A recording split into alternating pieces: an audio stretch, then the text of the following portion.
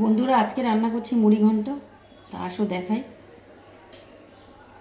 এখানে নিয়ে নিয়েছি কাতলা মাছের মাথা, নুন হলুদ মাখিয়ে নিয়েছি।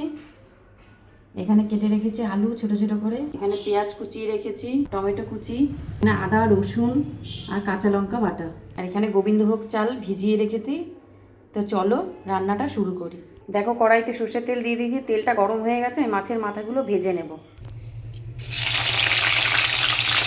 দেখো, এখানে রয়েছে কিছু মশলা, শুকনো খোলায় আমি তেলে গুঁড়ো করে নেব। এখানে রয়েছে শুকনো লঙ্কা, ধনে, জিরে আর গোটা গরম মশলা। এগুলো আমি গুঁড়ো করে নেব শুকনো। দেখো, মাছের মাথাগুলো ভেজে উঠিয়ে নিয়েছি। আর আমি আলুগুলো লাল লাল করে ভেজে উঠিয়ে নেব।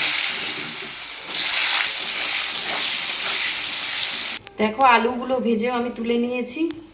এই তেলে আমি পেঁয়াজ দিয়েছি। দেখো, পেঁয়াজগুলো লাল লাল হয়ে গেছে। আমি দুটো তেজপাতা দিয়ে দিয়েছি। এখন দিয়ে দিচ্ছি আদা রসুন কাঁচা লঙ্কা বাটা।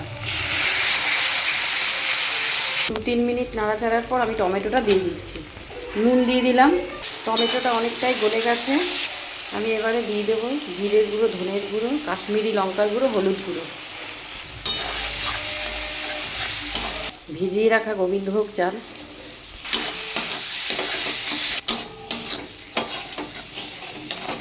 আলুটা দিয়ে দিলাম, জল দিয়ে দিচ্ছি,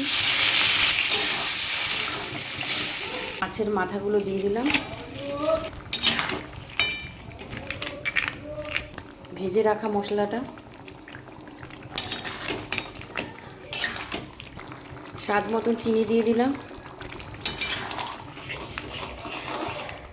গ্যাসটা একদম কমিয়ে দিয়েছি। আমি 5 মিনিটের জন্য ঢাকা দিয়ে দিলাম।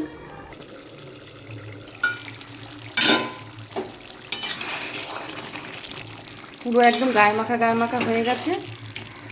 এই যে পুরো জল শুকিয়ে গেছে। আমি নামিয়ে নেব। মুড়ি ঘন্ট রান্না হয়ে গেছে, আমি নামিয়ে নিয়েছি।